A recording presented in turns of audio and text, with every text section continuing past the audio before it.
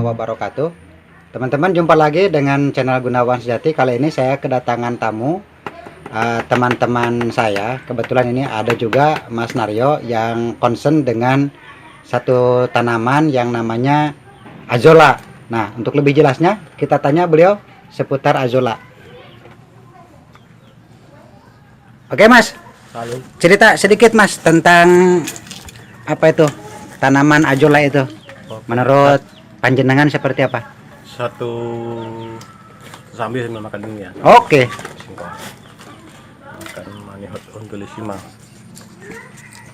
Apa Satu jam nama ilmiahnya tadi? manihot ontulisima singkong. Manihot singkong. Ya. Loh kok singkong? Ya ini kan ada singkong. Oh. Oke. Saya kira Azolla tadi. Makan ini manihot. Singkong dulu ya. Oke, lanjut Mas tentang Azolla itu seperti apa? 1 jam lalu saya lihat di alam liar lah ya. Ini apa? Azolla. Ini luasnya dari ujung sana sampai sini 1 hektar lebih. Ini menurut info yang saya dapat dari lingkungan, ini biasa diambilin sama salah satu petani ikan kita, ikan lele, ikan patin, ikan gerame. Tiap hari ini diambilin sekitar 6 sampai 8 karung tanpa habis. Mas, apa manfaatnya, apa fungsinya, kemudian keunggulannya? Nah, bisa untuk makan maggot, karena maggot itu butuh protein yang nabati. Untuk pakan maggot ya? Ya. Nah, seperti yang bisa dilihat di sini di belakang saya, di tempatnya Mas Heri ini ada kolam Azolla. Nah, ternyata kolam Azolla ini dipakai untuk pakan ternak. Salah satunya digunakan untuk pakan maggot. Kalau lalat hijau itu kan dia proteinnya protein hewani, bangkai-bangkai ikan, bangkai-bangkai amis-amis itu, bangkai-bangkai ayam misalnya. Tapi kalau maggot itu dia sukanya di protein nabati. Oh, jadi Azolla itu baik untuk pakan maggot. Iya, tinggal Karena protein nabati. betul, tinggi proteinnya itu sekitaran 32%. Hampir sama dengan pakaran ikan, hanya pakaran ikan itu kan sudah variasi dia. Sudah ada protein nabati, protein hewaninya. Kalau ini maggot Azolla ini khusus nabati saja sudah 32%. Nah, itu Azolla yang sampean teliti atau sampean temukan itu liar. Lihat ya. Nah, kemudian kalau misalnya kita budidayakan bisa nggak atau seperti apa kira-kira? Bisa dibudidayakan di air yang tenang, bisa di air yang agak deras sedikit bisa. Tapi kalau air deras kan risikonya dia lari. Karena dia mengambang ya? Ngambang ya, kena angin, dia kena arus. Di air tenang syaratnya full fotosintesis, full matahari. Yang kedua dia syaratnya airnya itu air subur. Air subur? Ya, jadi kalau seandainya air murni dia nggak bisa. Kalau airnya kurang subur ya dikasih pupuk, misalnya pupuk kandang. Oh, jadi airnya itu harus mengandung limbah atau apa maksudnya? Ya, bahan-bahan organik lah. Oh iya. Makanan. Berarti harus air yang terkontaminasi ya? Tapi bukan terkontaminasi kimia. Oh, maksudnya terkontaminasi dengan misalnya kotoran kambing atau limbah pabrik itu bisa ya? Bisa ya. Begitu. Itu bagus.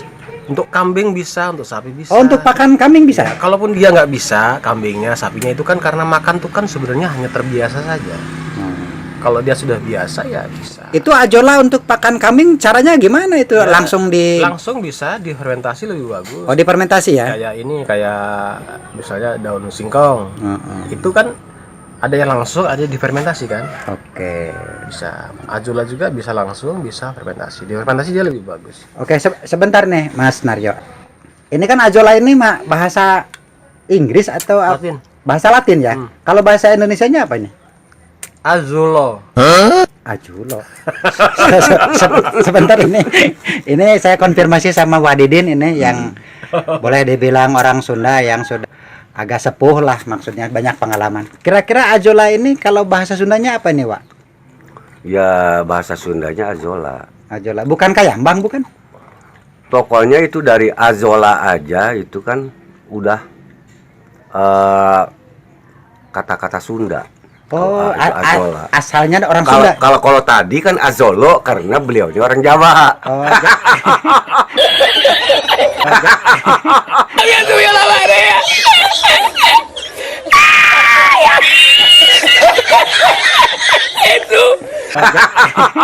jadi hari aja lama orang Sunda ya. Orang Sunda.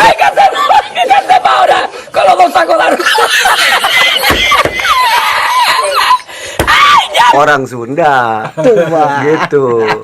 Mantap.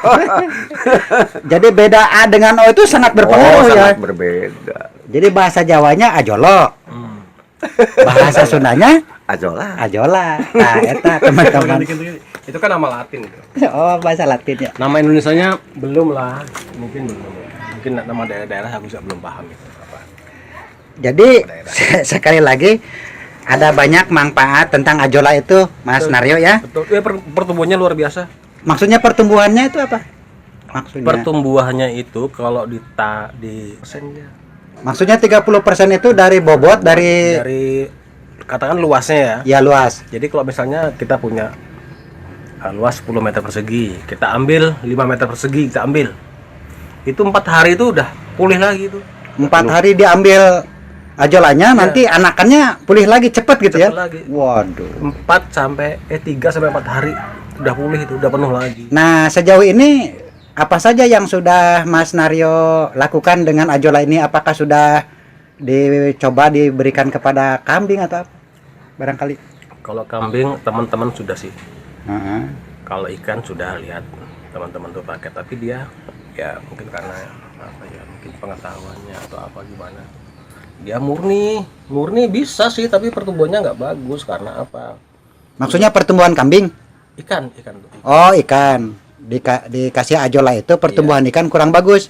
Ya, kalau standar kasih makanan pelet kurang lah, karena apa? Memang proteinnya udah masuk sekitar 32%. Tapi azola itu kan protein nabati, padahal ikan tuh perlu nabati sama hewani, dia perlu. Terus karbohidratnya mungkin kurang, makanya kalau itu dibikin pelet, dicampur apa itu bagus. Oh, Potensi lah, berarti potensi. ajola itu bisa kolaborasi ya? Potensi dia. Potensi. Oke, terakhir ini Mas tentang ajola. Apa kira-kira saran-saran dari Mas Naryo untuk viewer saya terutama pemula sehubungan dengan tumbuhan yang namanya ajola ini? Kira-kira apa?